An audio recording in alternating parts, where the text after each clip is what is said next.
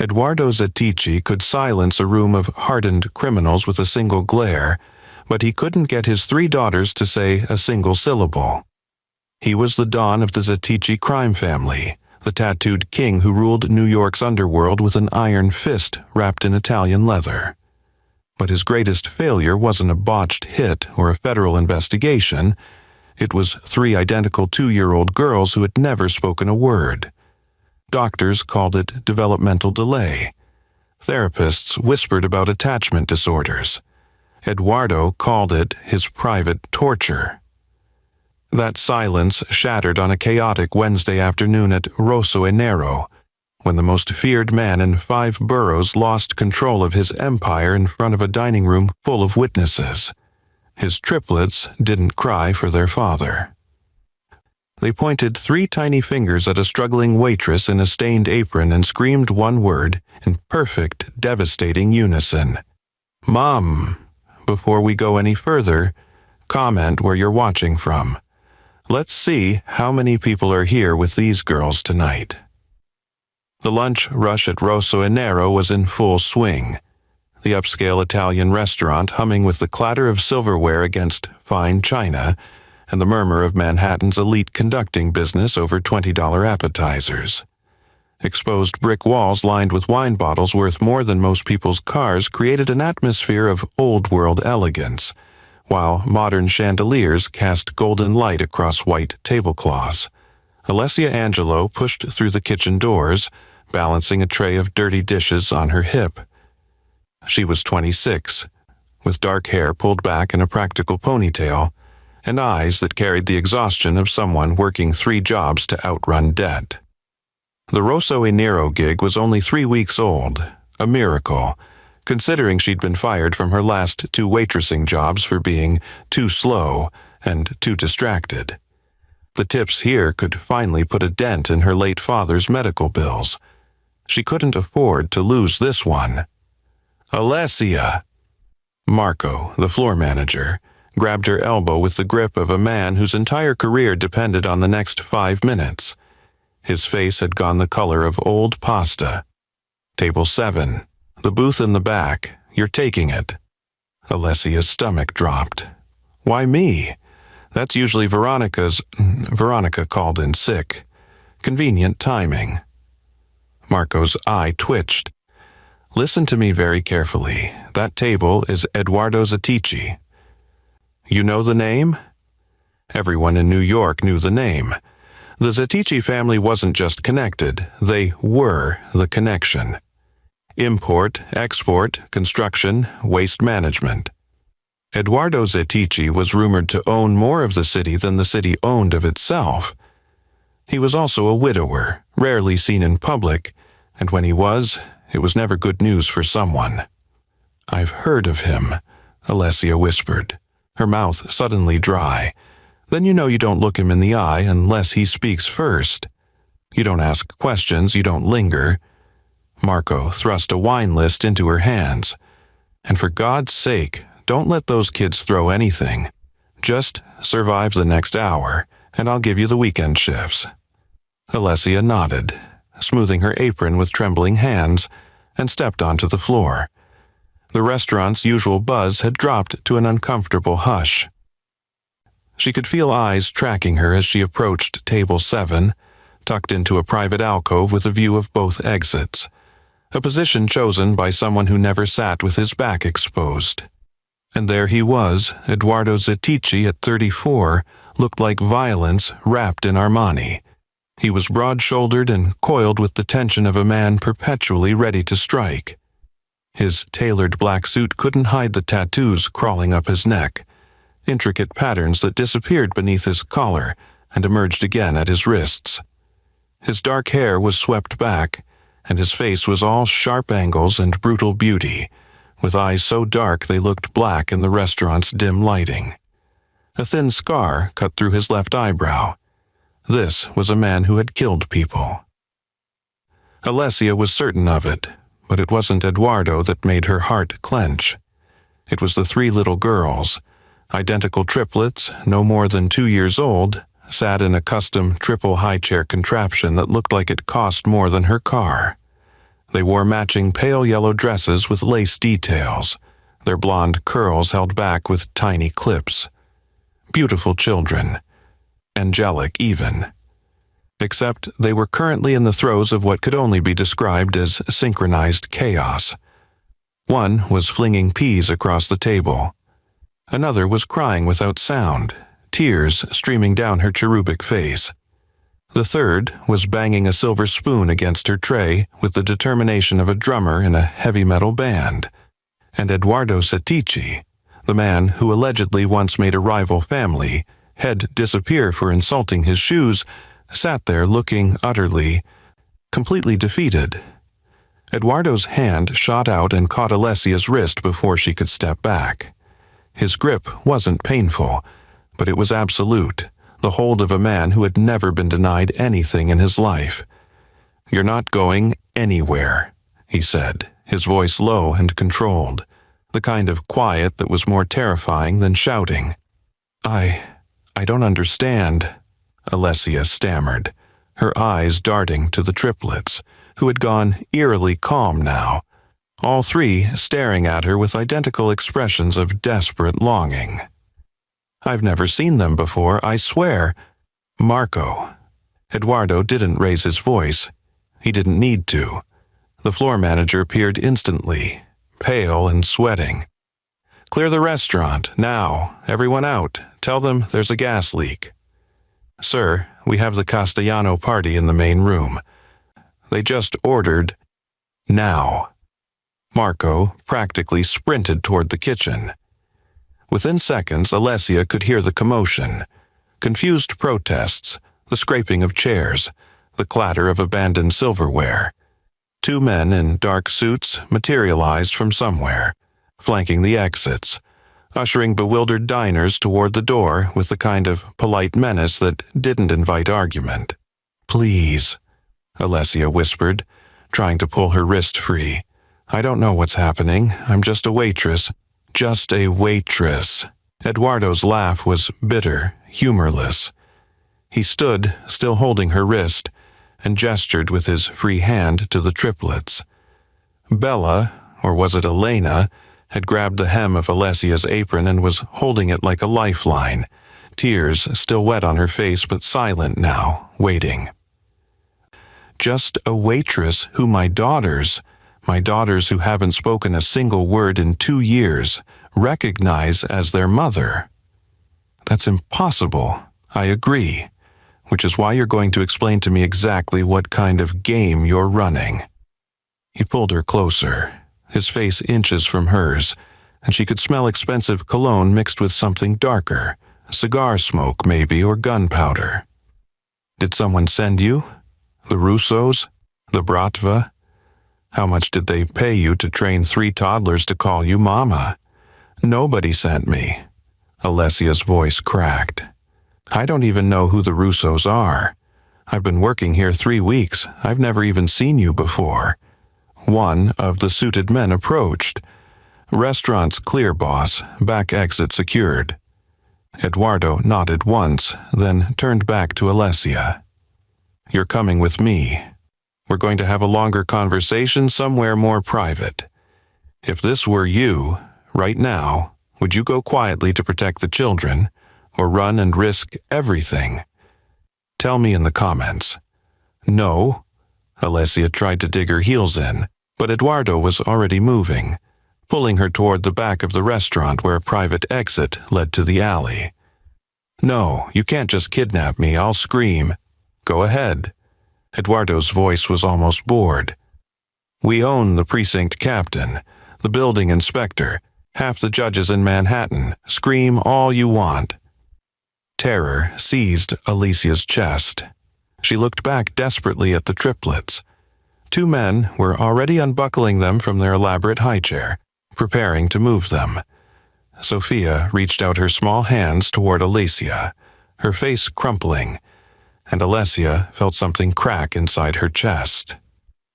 Some instinct she didn't understand, couldn't explain. "Don't hurt them," she heard herself say. Eduardo stopped, turned, studied her with those black, unreadable eyes. "They're my daughters. I don't hurt my children." "Then why are you hurting me?" For a moment, something flickered across his face. Surprise, maybe, or recognition. Then the mask slammed back down. "Because you're a threat I don't understand yet. And I eliminate threats." The back door opened onto a rain-slicked alley where a black SUV with tinted windows idled, exhaust curling into the damp air. The vehicle was massive, clearly armored, with custom plates and the kind of aggressive elegance that screamed money and danger in equal measure. "Get in the car." Eduardo's tone left no room for negotiation. "And if I refuse? Then I carry you. Your choice. But either way, you're coming with me until I figure out what the hell you are." He leaned closer, his voice dropping to a whisper that somehow felt more intimate than a threat should. "Witch, blackmailer, spy, or something worse. You made my daughters speak. That means you're either the answer I've been praying for, or the most dangerous person I've ever met." The rain was falling harder now, soaking through Alessia's thin uniform, plastering her hair to her face. Behind Eduardo, she could see the men carrying the triplets toward the SUV, the girl's eyes locked on her, wide and pleading, and somehow full of recognition that made absolutely no sense. She thought about running, about screaming, about fighting, but those three little faces stopped her. "Fine," she whispered. "I'll go. But I'm telling you, you're making a mistake." Eduardo opened the SUV door himself, a mockery of gentlemanly behavior. "That," he said softly, "is what I'm about to find out." The Zatici estate wasn't what Alicia expected. She'd imagined something from a movie.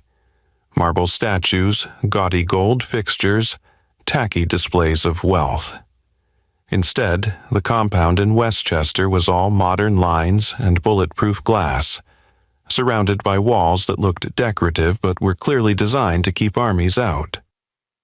The interior was minimalist, almost cold, decorated in blacks and grays with occasional splashes of color from expensive abstract art that Alessia suspected was either stolen or worth more than her entire life. They'd taken her to what Eduardo called the study, a massive room with floor-to-ceiling bookshelves, a desk that could double as a dining table, and windows that overlooked manicured gardens lit by subtle landscape lighting. Rain still pattered against the glass. Two of Eduardo's men stood by the door, silent sentinels.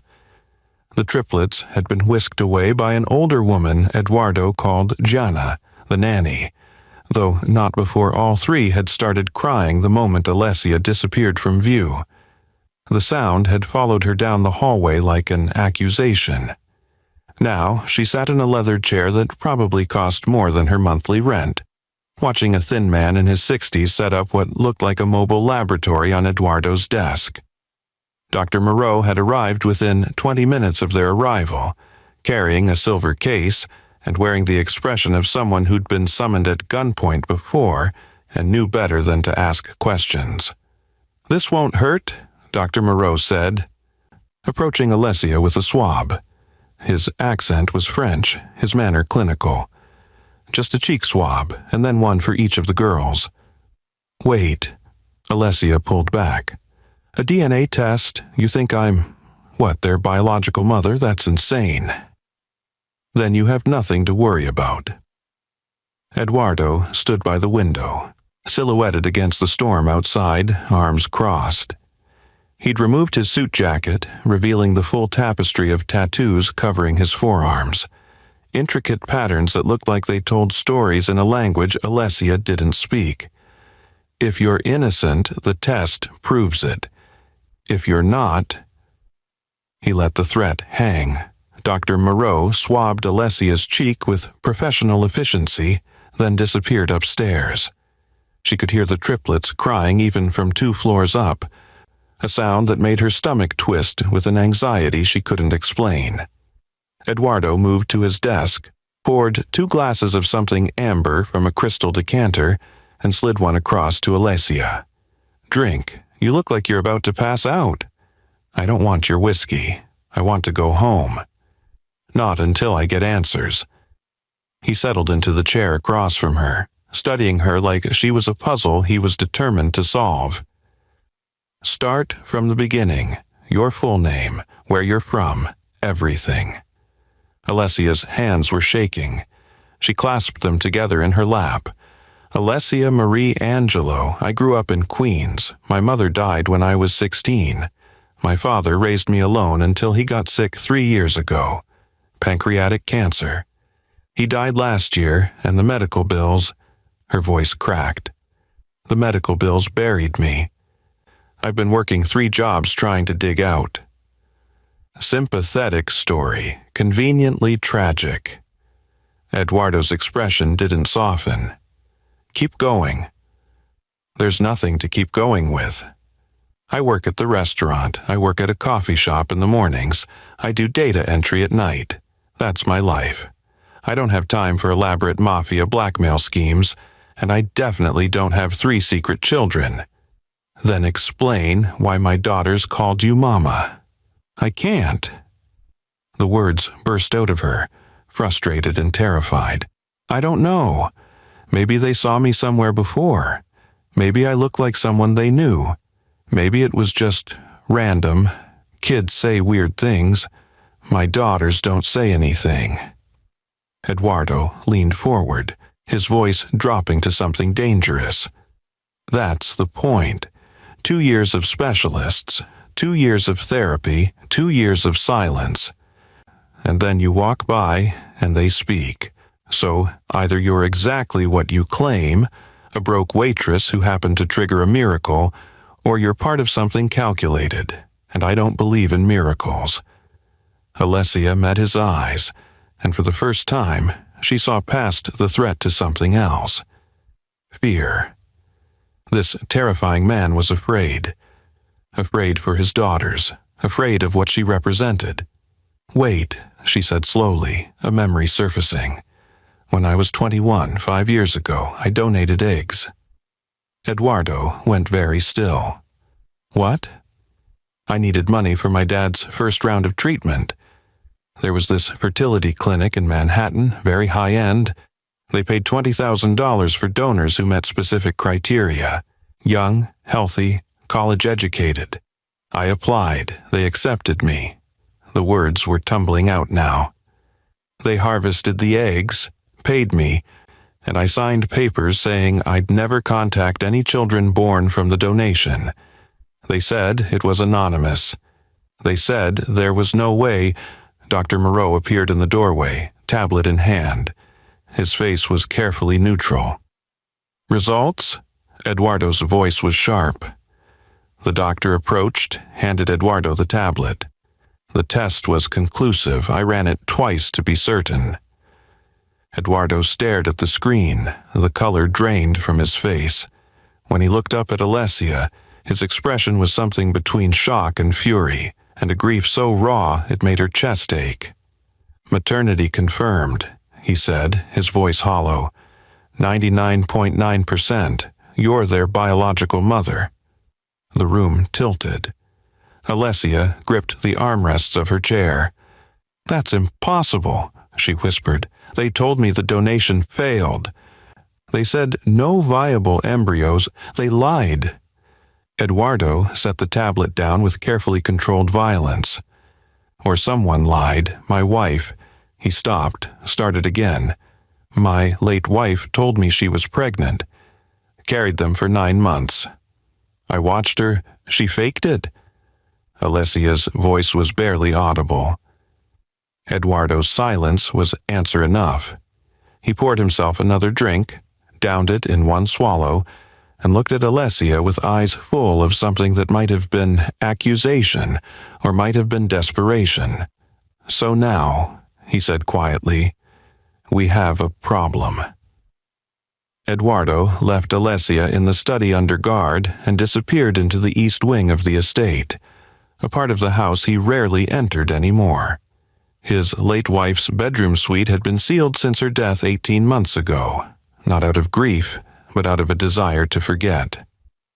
Their marriage had been arranged, a merger of families more than hearts, and Valentina Zatici had been as cold and calculating as the business deals that bound their families together. He stood in the doorway of her dressing room, surrounded by racks of designer clothes still wrapped in garment bags, shelves of shoes that had never been worn, and vanity tables covered in cosmetics worth more than most people's salaries. Everything preserved like a mausoleum to a woman who had valued appearance above all else. Eduardo moved to her desk, an ornate antique she'd shipped from Milan, and began opening drawers. He wasn't sure what he was looking for until he found it. A leather-bound journal tucked beneath a stack of society page clippings that featured Valentina's photo. Always Valentina, smiling for cameras, the perfect Mafia wife, the devoted mother. All of it a performance. He opened the journal. Her handwriting was elegant, controlled, just like everything else about her. March 15th. Eduardo wants children, an heir. He talks about legacy like it's the only thing that matters. But pregnancy, the thought makes my skin crawl. 9 months of swelling and sickness and losing control of my body. Then the damage afterward, the weight, the sagging, the stretch marks. I've worked too hard on this body to destroy it for his precious bloodline. Eduardo's jaw tightened. He flipped forward. April 3rd, I found a solution. A fertility clinic in Manhattan that specializes in discretion for high-profile clients.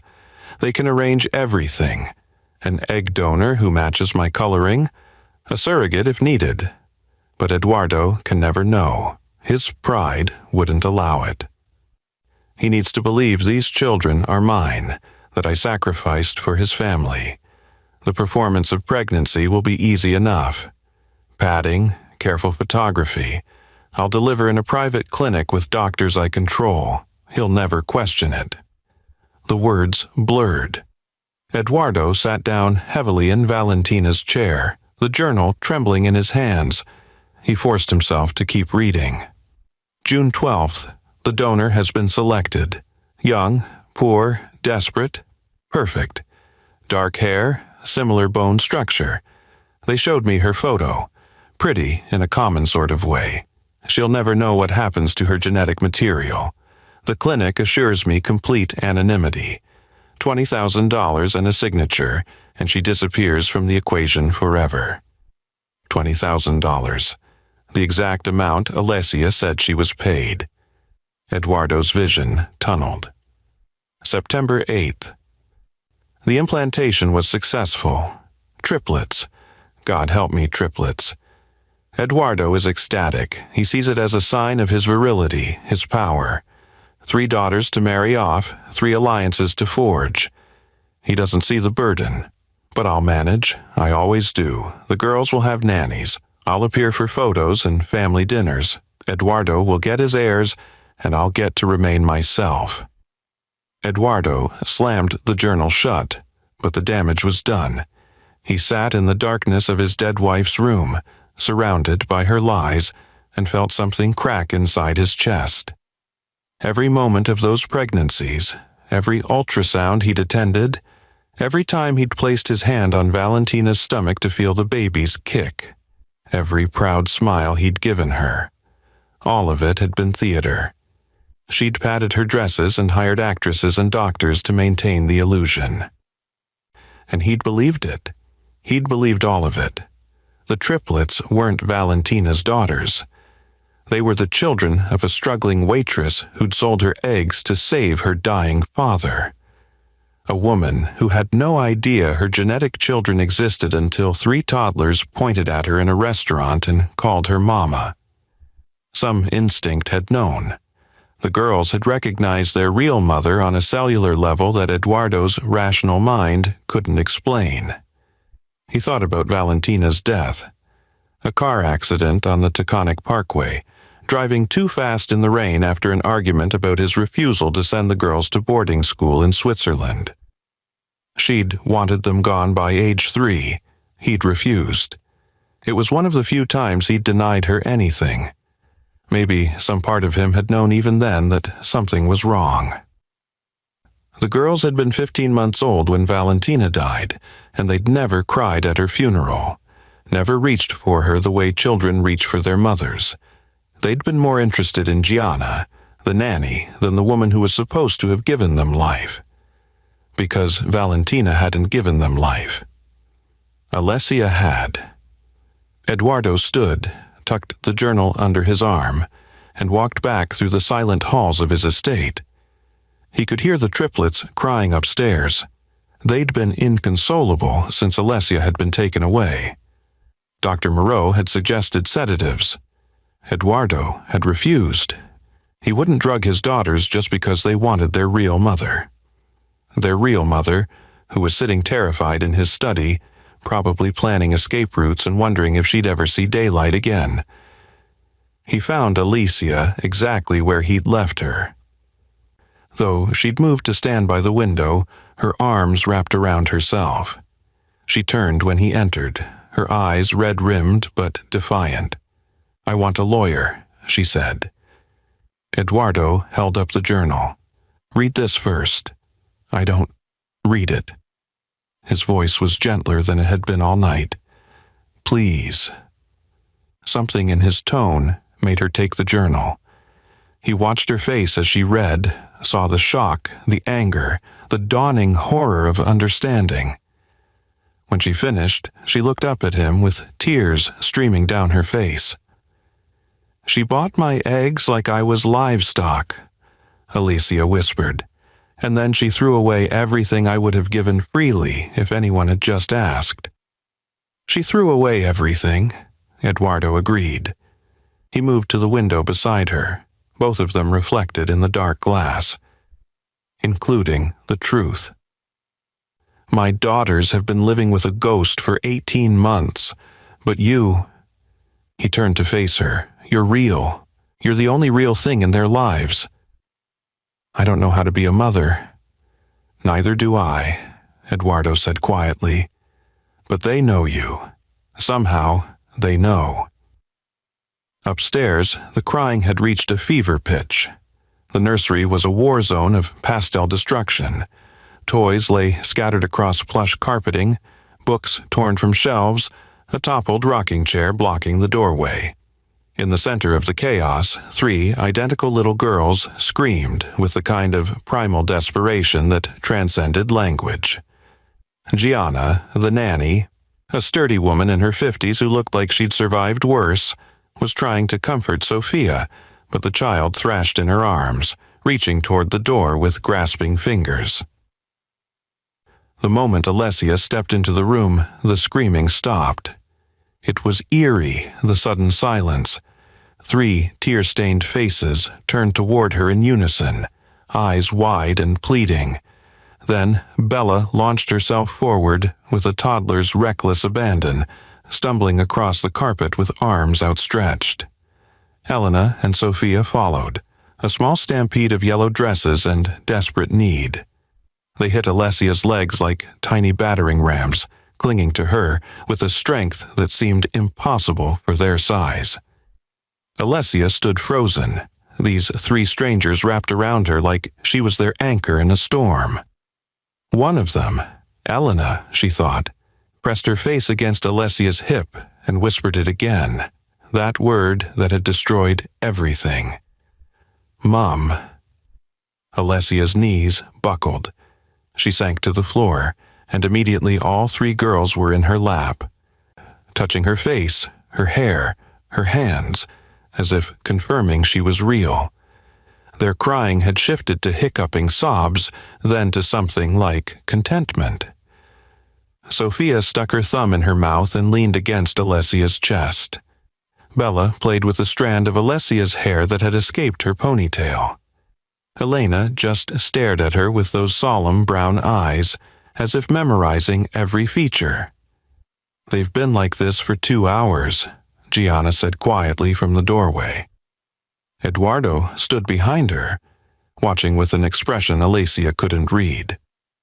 "The moment you left the building, they started screaming. Nothing calmed them, not bottles, not songs, not their favorite toys, nothing. "How is this possible?" Alessia whispered. She was afraid to move, afraid to breathe too hard and shatter whatever fragile spell had settled over the room. "Biology," Eduardo said. He stepped over the toppled rocking chair and crouched beside them, his presence somehow both threatening and protective. Or instinct, or something science can't explain yet. But the fact is, they need you. They don't even know me. They know enough. He reached out and gently touched Sophia's curls, and the little girl turned to smile at him, a heartbreaking expression of trust. "I've tried everything. The best doctors, therapists, specialists from Switzerland and Japan, nothing worked. They were trapped in silence, and I was losing them. But you..." He looked at Alessia, and she saw the desperation behind his controlled facade. "You're the key I've been searching for." Alessia felt Bella's small hand pat her cheek, a gesture of comfort that should have come from adult to child, not the reverse. "So what happens now? You can't just keep me here." "I can." Eduardo's voice was matter-of-fact. "I can keep you here indefinitely. I own the police, the judges, half the politicians in the state. You have no family, no one who'll miss you badly enough to investigate. Your landlord will be compensated. Your jobs will be told you had a family emergency. You'll simply disappear." Terror clawed at Alessia's throat. "That's kidnapping. That's reality." He stood, moved to the window where rain still streaked the glass. "But I'm not a monster. I'm offering you a choice, a deal." "What kind of deal?" Eduardo turned back to face her, and in the soft light of the nursery, surrounded by the detritus of childhood, he looked less like a Mafia don and more like a desperate father. "Stay. Live here. Be their mother, the role they clearly need you to fill. In exchange, every debt you have disappears. The medical bills, the credit cards, all of it. Gone. You'll have a room in this house, a salary that makes your 3 jobs look like pocket change, and anything you need. Be honest. Is this protection or captivity? Comment your opinion. There's no right answer here." "A gilded cage," Alessia said bitterly. "A purpose," Eduardo corrected. "How many people get to change 3 lives? Save 3 children who are drowning in silence? And if I refuse?" His expression hardened. "Then I keep you anyway, but without the luxury of pretending it's your choice. I meant what I said. They need you. I will do whatever it takes to give my daughters what they need. Even if that makes me the villain in your story." Alessia looked down at the 3 little girls in her lap. Sophia had fallen asleep against her chest, her breathing finally even and peaceful. Bella was still playing with her hair, humming a tuneless melody. Elena met her gaze with those ancient eyes and did something that broke Alessia's heart. She smiled. A real smile, bright and trusting and full of a love that shouldn't exist yet but somehow did. These were her daughters. Not by choice, not by intent, but by biology and fate and a desperate choice she'd made 5 years ago to save her father. Some part of her had made them, and now some part of them was calling her home. "I want my own room," Alessia said quietly. "Not sharing space with you or anyone else. And I want to be able to leave the estate sometimes. Supervised if you insist, but I won't be completely imprisoned." Eduardo's shoulders relaxed slightly. "Agreed. And if I do this, I'm doing it for them. Not for you, not for your money. For these 3 little girls who deserve better than the ghost of a mother who never wanted them." "I understand." Alessia took a shaky breath. "Then yes, I'll stay. But the moment you hurt them, the moment you use them as leverage or weapons in your Mafia games, I will find a way to take them from you. DNA or not, deal or not. Are we clear?" Eduardo crossed the room and extended his hand.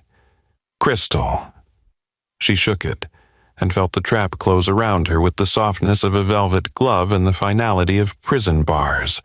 But when Elena leaned up and kissed her cheek, whispering, "Mum," one more time before yawning, Alessia thought maybe some cages were worth entering, even if you could never leave. Alessia had been in the Zatici compound for 5 days, and she was beginning to understand that luxury was just another form of prison. Her room was 3 times the size of her queen's apartment, with a king bed draped in Egyptian cotton, a marble bathroom with a tub big enough to swim in, and a walk-in closet that had been stocked, without her permission, with designer clothes in her exact size. She hated all of it. "You can't wear that to breakfast," Eduardo said from the doorway of the dining room, his tone flat with disapproval. Alessia looked down at her jeans and simple t-shirt, clothes she'd insisted on keeping from her old life. "Why not? I'm feeding toddlers, not attending the Met Gala. You're living in my house now." "There are standards." He was already dressed for the day in another immaculate suit, his tattoos hidden except for the dark lines creeping above his collar. Everything about him screamed control and power. "Gianna left appropriate options in your closet." "You mean the parade of dresses that cost more than I used to make in a month? I'm not wearing those to get covered in oatmeal and apple juice." Alessia moved to the high chairs where the triplets were already seated, their faces lighting up the moment they saw her. "Good morning, girls."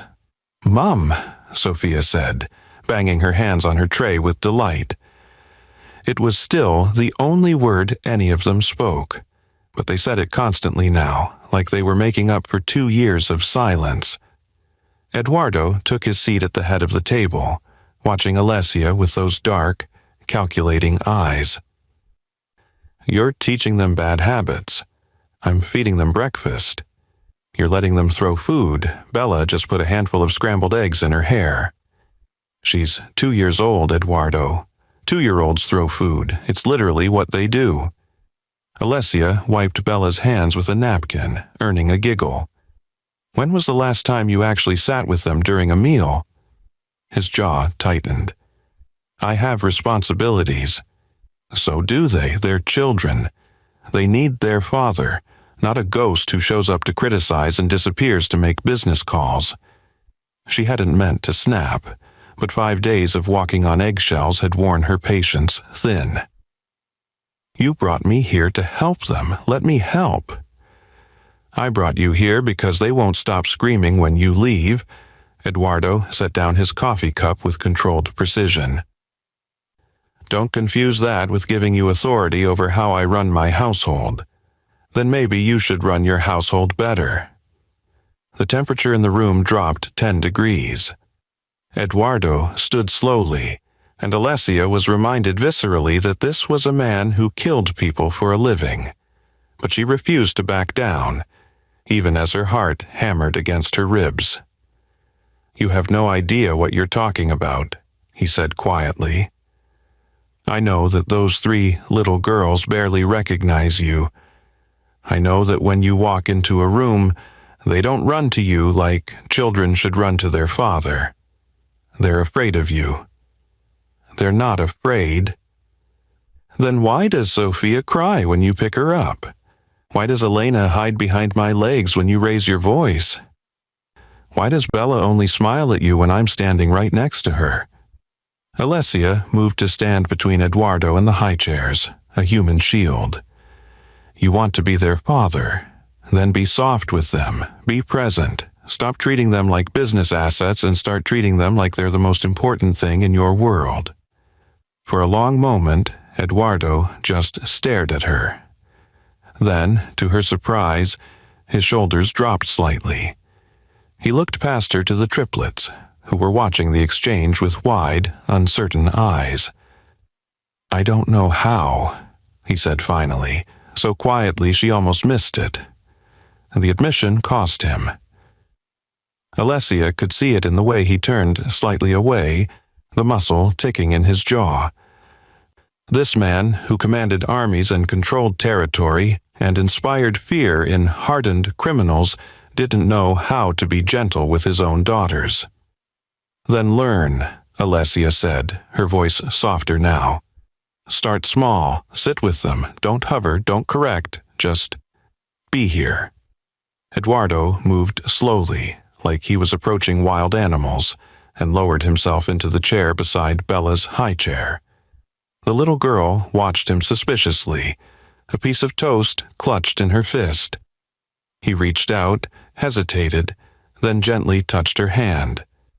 Bella didn't pull away, but she didn't respond either, just studied him with those solemn brown eyes all three girls had inherited from God knew where. "What do I say to her?" Eduardo asked. "Anything. Tell her about your day, tell her she looks pretty. Tell her you love her. I'm not good at—" "Try." Eduardo cleared his throat. You have nice curls today, Bella." Bella blinked at him. Then, miracle of miracles, she held out her toast to him, a toddler's offering of peace. Eduardo took it with the same careful reverence he might handle a loaded gun. "Thank you." The moment stretched. Then Elena, emboldened by her sister's bravery, reached across and patted Eduardo's tattooed hand. Sophia giggled and threw a piece of banana, whether at him or in celebration, Alessia couldn't tell. "This is ridiculous," Eduardo muttered, but Alessia noticed he was smiling. Just barely, just a quirk at the corner of his mouth, but it was there. They settled into an awkward rhythm. Alessia served breakfast, refusing the staff's help because she needed to feel useful, while Eduardo sat with the girls, attempting conversation and mostly getting stares and food-throwing in response. It was chaotic and messy, and nothing like the formal dining Alessia suspected usually happened in this house. It was also the most human she'd seen Eduardo Zetici since they'd met. 2 hours later, after baths and a wardrobe change for everyone involved, the girls were playing in the nursery. Alessia was building a tower with blocks while Eduardo watched from the doorway, still keeping his distance. Elena carefully placed a block on top, her tongue poking out in concentration, and the tower promptly collapsed. All three girls burst into laughter, real, bright, joyful laughter that filled the room like music. And then Sophia looked up at Alessia, then at Eduardo, and said something new. "Happy." The word hung in the air. Alessia's breath caught. Eduardo stepped fully into the room, his expression stunned. "Did she just happy?" Sophia repeated, nodding. She pointed at Alessia. "Mom, happy." Then she pointed at Eduardo, and after a moment's consideration smiled. "Papa, happy." Eduardo dropped to his knees beside his daughters, and for the first time since Alessia had met him, she saw his mask completely crack. His hands shook as he pulled all three girls into his arms, and when he looked up at Alessia, his eyes were bright with something that might have been tears. "They called me Papa," he whispered. Alessia nodded, her own throat tight. "You're learning." The leak happened on a Tuesday, exactly 2 weeks after Alessia had moved into the compound. Eduardo was in his office reviewing shipping manifests when his phone lit up with a message from his consigliere. "Vincent, we have a problem. Check the Sentinel." The New York Sentinel was a tabloid that survived on gossip, scandal, and the occasional truth that slipped through the cracks of the city's criminal underworld. Eduardo pulled up their website and felt ice slide down his spine. The headline read, "Mafia Don's secret baby mama moves into love nest." Below it, a grainy telephoto shot of Alessia in the estate gardens, pushing the triplets on swings, her face partially obscured but recognizable enough. The article was vague on details but heavy on speculation. Questions about who she was, where she'd come from, whether the late Valentina Zetici had known about her husband's mistress. It painted Alessia as either a homewrecker or a gold digger, and the triplets as potentially illegitimate. Eduardo's phone rang. Vincent didn't bother with pleasantries. Marco's been talking, to the families, to the press, to anyone who'll listen. He's saying the girls aren't Valentina's biological daughters, that you've installed some random woman to play house and destabilize the succession. Marco needs to remember his place. His place is underboss, which means he has influence, and right now he's using it to paint Alessia as a threat. Vincent's voice was grim. You need to control this narrative before it controls you. Eduardo ended the call and went to find Alessia. She was in the library, reading to the triplets from an oversized picture book, all three girls crowded in her lap like puppies. The scene was so domestic, so normal, that it took him a moment to remember the danger circling just beyond their walls. "We need to talk," he said. Alessia looked up, immediately sensing something wrong. "Girls, why don't you go play with your blocks? I'll be right back." The triplets protested, but eventually scattered to their toy corner. Alessia followed Eduardo into the hallway, her arms crossed defensively. What happened? He showed her the article, the color drained from her face. How did they... Someone talked. Someone always talks. Eduardo pocketed his phone. The question is who benefits from this getting out, and the answer is Marco Russo. Your underboss? My ambitious, opportunistic underboss who's been waiting for any sign of weakness to make his move. Eduardo's voice was hard. He's spreading rumors that you're a planted operative, an assassin sent by a rival family to get close to me and my daughters. He's using the fact that you appeared out of nowhere and the girl's parentage is questionable to undermine my authority. That's insane. That's Mafia politics. Eduardo ran a hand through his hair, a rare gesture of frustration. It doesn't matter if it's true. What matters is whether the families believe it. And right now, you're an unknown variable. That makes you dangerous. Alessia's laugh was bitter. I'm dangerous? I'm a waitress who got kidnapped into playing mother. I'm not exactly a threat to anyone. You're a threat to the status quo, and in my world, that's enough to get you killed. The words hung heavy between them. Before Alessia could respond, a crash echoed from the second floor, glass shattering, followed immediately by the triplets' screams. Eduardo ran. Alessia was right behind him. They burst into the nursery to find Gianna already scooping up Sophia and Elena, while Bella stood frozen by the window, staring at the brick lying in a pile of broken glass on the carpet. A piece of paper was tied to it with wire.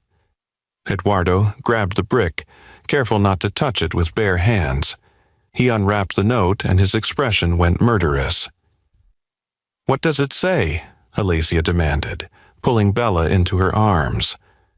Eduardo's voice was deadly calm. "False queen's bleed. If someone threatened your children like this, what would you do next? Tell me in the comments." The threat was clear. Someone, Marco or his people, was willing to target the children to make a point. Alessia felt Bella trembling against her chest, and something fierce and primal rose in her throat. These were her daughters. Biology or not, choice or not, they were hers. And someone had just threatened them. "What do we do?" she asked. Eduardo looked at her for a long moment, and she saw him making calculations, running through scenarios with the cold efficiency of a general planning for war. When he spoke, his words were measured but absolute. "We get married." Alessia blinked. "Excuse me? You're vulnerable because you have no legal claim to be here, no official status. You're just a woman living in my house, which makes you an easy target." He moved closer, his presence overwhelming but somehow steadying. "But if you're my wife, if you carry the Zatici name, You're under my family's protection. Anyone who touches you touches me. Anyone who threatens you declares war on my entire organization. You can't be serious. I'm completely serious. It's the only way to keep you alive." Eduardo glanced at the broken window, at the brick with its bloody promise. "Marco is testing me. He wants to see if I'll protect you or throw you to the wolves. If I marry you, I send a message that you're untouchable, that the triplets' legitimacy is unquestionable, that anyone who challenges this ends up in the river." Alessia's mind was racing. A fake marriage. Does it matter if it's fake? The legal protections are real. The message to my enemies is real. He stepped closer. "I'm not asking you to love me, Alessia. I'm asking you to let me keep you alive." She looked down at Bella, who had stopped crying and was clinging to her with desperate trust. Across the room, Sophia and Elena were reaching for her, calling Mum in voices that broke and rebuilt her heart simultaneously. "If I do this," Alessia said slowly, "I want a prenup that guarantees me custody of the girls if anything happens to you. I want legal protections of my own, not just yours." Eduardo's eyes flickered with something that might have been respect. "Done. And I want you to promise that this is about their safety, not your control, that you're not using them to trap me." "I promise." He held out his hand. "But we need to move fast. The wedding needs to happen within the week, before Marco can make another move." Alessia stared at his outstretched hand, tattooed, scarred, the hand of a killer and a father. Then she thought about the note. "False queens bleed." Someone wanted her dead or gone. Someone wanted to take these 3 little girls and use them as pawns in a power struggle. She took Eduardo's hand. "1 week," she said, "but I'm wearing whatever dress I want. I'm not becoming someone else just because I'm becoming your wife." Eduardo's smile was sharp as a knife. "I wouldn't expect anything less." The shooting range was in the basement of the estate, soundproofed and climate-controlled, lined with targets at varying distances. Eduardo had insisted they come down here the morning after the brick incident, claiming that if Alessia was going to be his wife, fake or not, she needed to know how to defend herself and the girls. Alessia stood at the firing line, staring at the handgun on the table in front of her like it might bite. "I've never even held a gun before. That's why we're here." Eduardo moved behind her, close enough that she could feel the heat radiating from his body. He picked up the Glock 19, checked the chamber with practiced efficiency, and held it out to her. "Take it. Get used to the weight." She took the gun with both hands, surprised by how heavy it was. "This feels wrong." "It should. A gun isn't a toy. It's a tool for ending lives." His voice was matter-of-fact, clinical. "But in the right hands, at the right moment, it's also the tool that saves them. Your hands, the girls' lives." That changed something in Alessia's grip. She adjusted her fingers, trying to find a hold that felt more secure. "Not like that." Eduardo moved closer, and suddenly he was pressed against her back, his arms coming around her to adjust her position. His hands covered hers, warm and calloused, repositioning her fingers on the grip. Dominant hand here, support hand wrapped around, firm but not strangling it. The gun needs to become an extension of your arm, not something you're fighting. Alessia's breath caught. She could smell his cologne, something expensive and dark with notes of cedar, mixed with the underlying scent that was just him. His chest was solid against her shoulder blades, his breath warm against her ear as he spoke. "Your stance is wrong too. Feet shoulder-width apart." He used his leg to nudge her feet into position, his thigh brushing against hers. "Weight slightly forward. You want to lean into the recoil, not let it push you back." There's a lot of rules for pointing and shooting, Alessia said, trying to keep her voice steady. There's a lot of ways to get yourself killed by doing it wrong. His hands slid from her hands to her shoulders, adjusting her posture. Arms extended but not locked, elbows slightly bent. You're going to feel the recoil through your whole body. Don't fight it. Accept it and recover. He stepped back, leaving a cold space where his warmth had been. Alessia immediately missed it, which was insane. This was Eduardo Zatici, a man who'd kidnapped her, blackmailed her into marriage, and ruled a criminal empire. She shouldn't be noticing how his hands felt on her body, or how his voice dropped to something almost intimate when he was teaching her. Now, sight the target. Eduardo's voice was back to business. Line up the front sight post with the rear sights. Focus on the front sight, not the target. Your eye will want to focus on the threat, but trust the sights to guide the bullet. Alessia squinted down the barrel at the paper target 15 feet away, a simple silhouette of a human torso. Her arms were already shaking from holding the gun extended. Relax, Eduardo murmured, moving close again.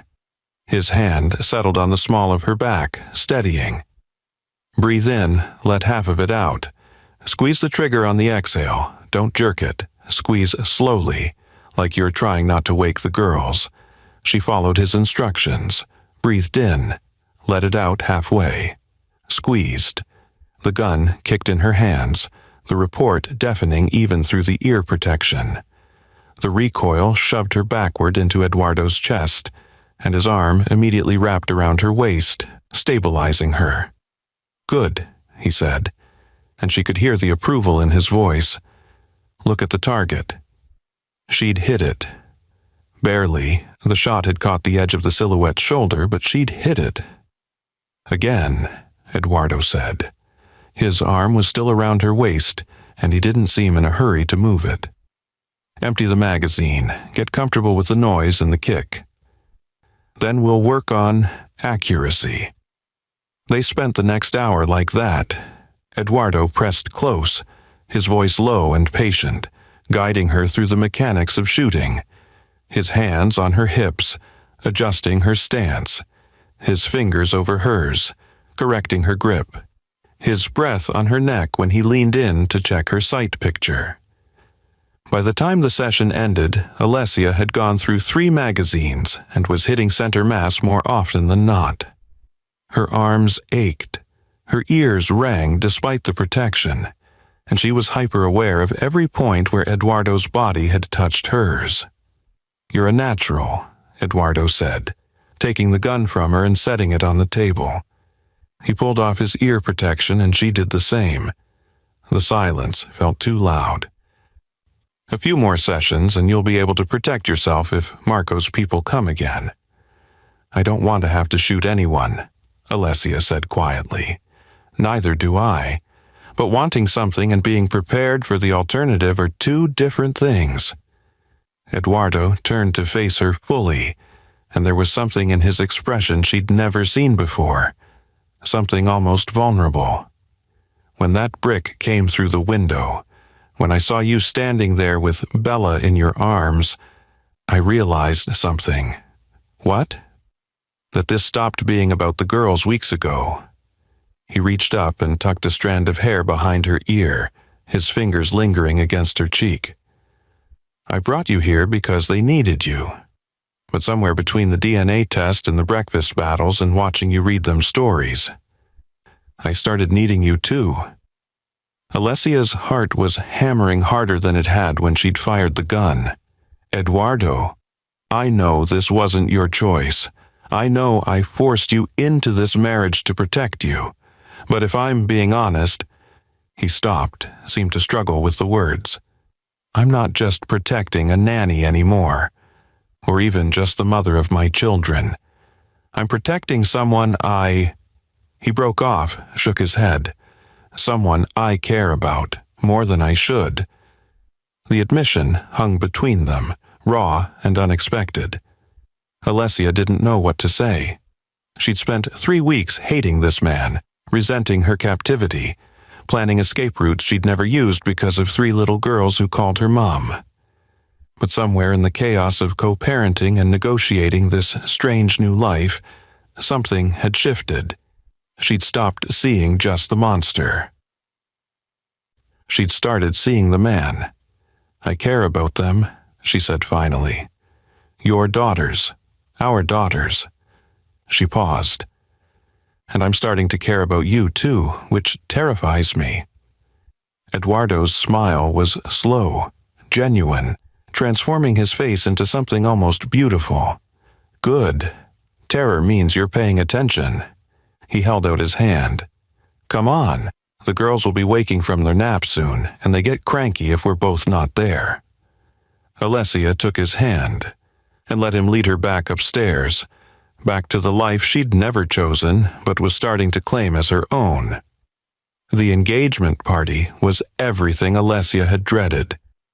200 of New York's most dangerous people gathered in the Zadici Estates ballroom, dressed in designer labels and carrying concealed weapons, pretending to celebrate a love story that had started with kidnapping.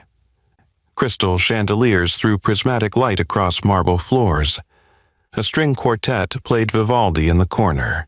Champagne flowed like water, and everyone smiled with too many teeth. Alessia wore a midnight blue gown that Gianna had insisted on, her hair swept up in a style that made her look like someone else. Eduardo stood beside her in a tuxedo that probably cost more than her old car, his hand resting possessively on her lower back as they greeted guests. To the outside world, they looked like a powerful couple in love. Only Alessia could feel the tension coiled in Eduardo's muscles, the way his eyes constantly scanned the room for threats. "Smile," he murmured in her ear. "You look like you're attending a funeral." "I might be," she whispered back.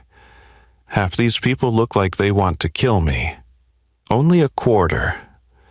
The rest are just curious." His grip tightened slightly. "Marco's here, 3 o'clock, by the bar." Alessia glanced over and found the underboss watching them with cold calculation. Marco Russo was handsome in a serpentine way, slicked back hair, expensive suit, smile that never reached his eyes. He raised his champagne glass in a mocking toast. "I don't trust him," Alessia said. "Good instincts." Eduardo's jaw was tight. "Stay close to me tonight. Don't go anywhere alone." But 20 minutes later, Gianna appeared with an apologetic expression and whispered that Sophia was crying for her mama. The nanny had tried everything, but the little girl had worked herself into hysterics and was making herself sick. "I'll just be upstairs for a few minutes," Alessia told Eduardo. "I'll come with you. You can't abandon your own engagement party. These people are here to see you." She touched his arm. "I'll be fine. Your guards are everywhere." Eduardo looked torn but nodded. 10 minutes. If you're not back, I'm coming up." Alessia slipped through the crowd and up the grand staircase, her heels clicking on marble. The second floor was quieter, insulated from the party noise below. She could hear Sophia's crying from down the hall, heartbroken sobs that made her chest ache. She quickened her pace. The nursery door was ajar. Gianna should have been there, but the room was dark except for the nightlight that cast dancing shadows across the walls. Alessia's instincts screamed warning, but Sophia's crying pulled her forward. She pushed the door open fully. "Sophia, baby, I'm here." The crying stopped abruptly. Too abruptly. Alessia's hand flew to the light switch, but nothing happened. The power was out. In the dim glow from the hallway, she could see the triplets in their beds, wide awake and silent, staring at something behind her. She spun around as the door slammed shut.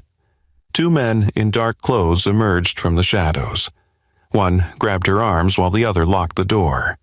Alessia screamed and fought, her self-defense training from Eduardo kicking in. She stomped on an instep, drove her elbow backward into a stomach, twisted free. "Eduardo!" Her voice was raw. "Eduardo!" But the ballroom was 3 floors down, and the power outage had likely cut the security systems. No one was coming, not fast enough. More footsteps thundered up the stairs. She could hear shouts from below, Eduardo's voice bellowing her name. But between her and rescue were Marco's men, and they were coming through that door in seconds. Alessia ran to the triplets' beds. All 3 girls were crying now, silently, tears streaming down their faces. She grabbed the nearest thing she could use as a weapon, a heavy wooden rocking chair, and dragged it in front of the door. Then she pulled the girls from their beds, herding them into the corner farthest from the entrance, putting her body between them and the threat. "It's okay," she whispered, though her voice shook. "Mama's here. I won't let anyone hurt you." The door handle rattled. Someone threw their weight against it. The rocking chair skidded backward an inch. Another impact, and the wood began to splinter. Alessia remembered the gun Eduardo had shown her, the one he'd made her practice with. He'd told her there was one in every room of the house, hidden but accessible. Her eyes scanned frantically. There, the bookshelf.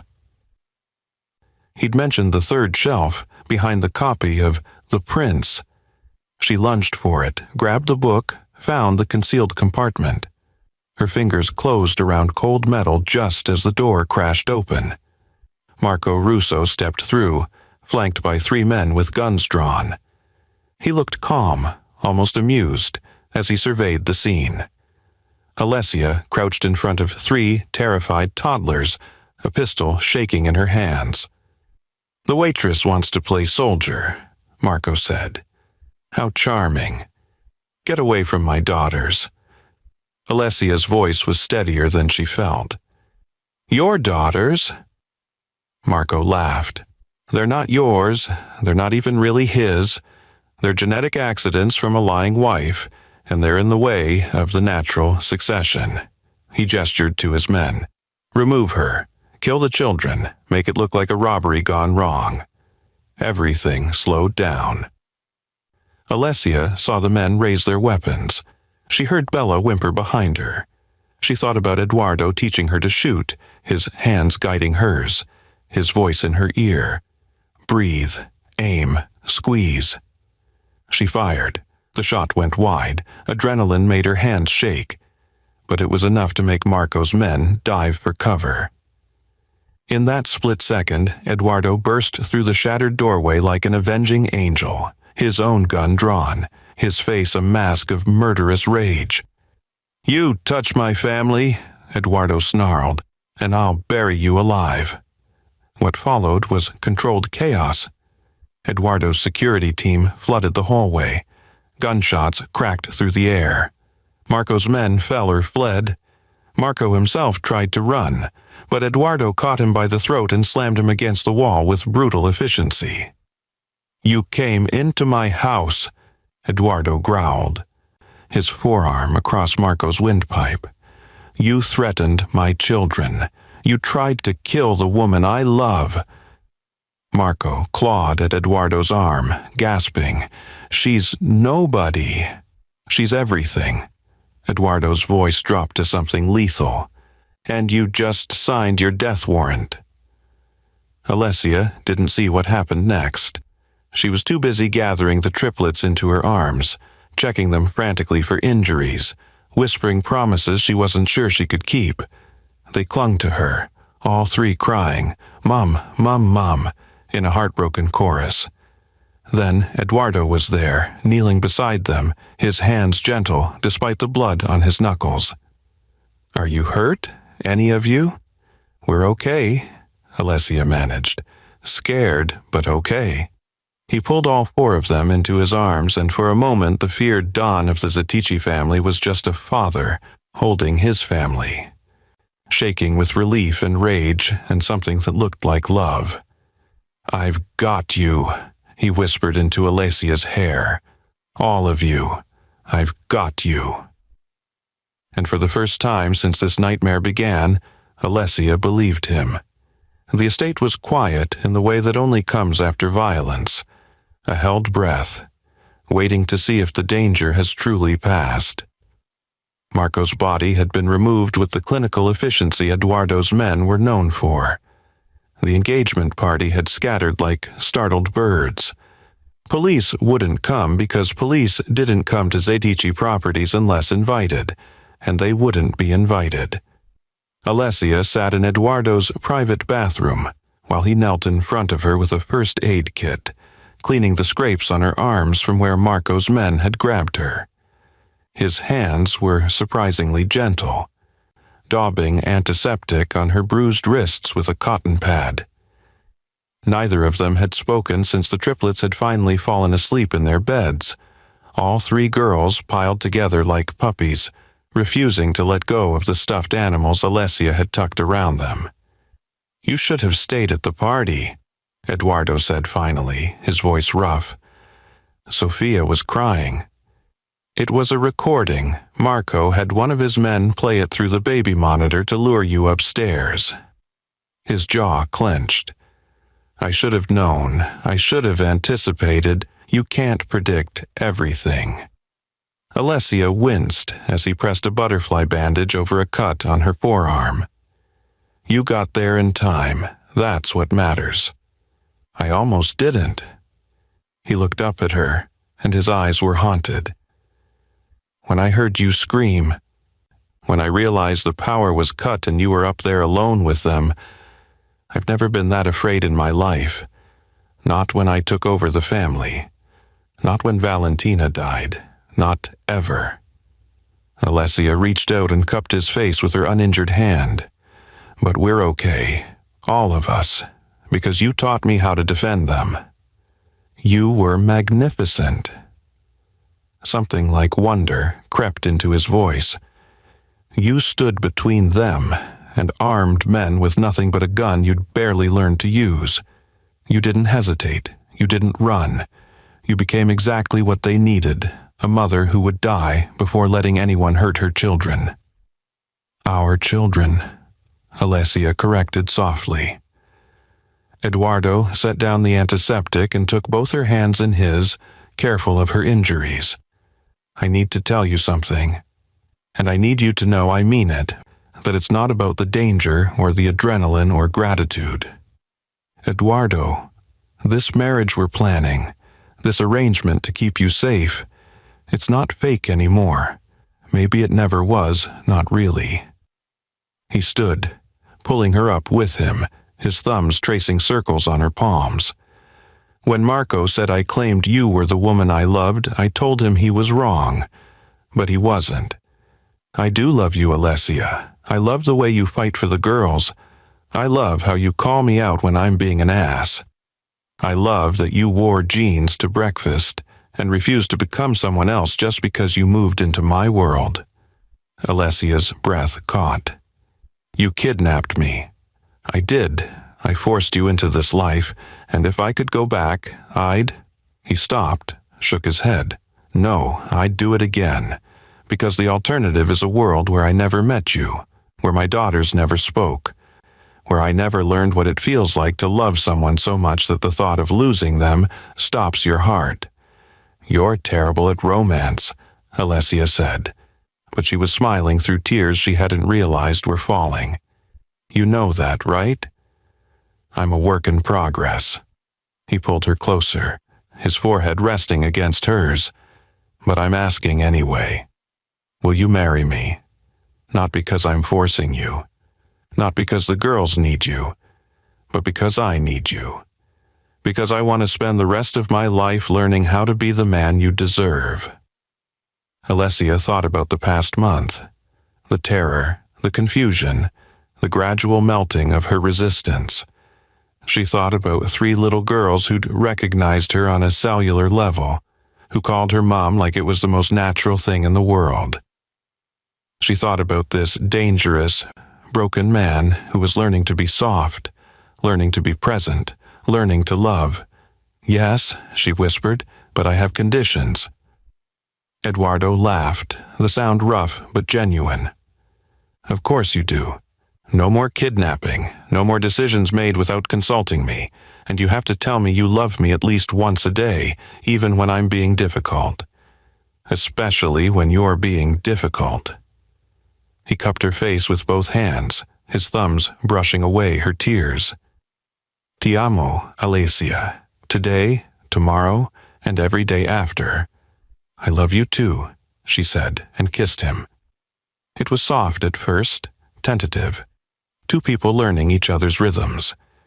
Then Eduardo's hands slid into her hair, and the kiss deepened, became something more, a promise, a claiming, a beginning rather than an end.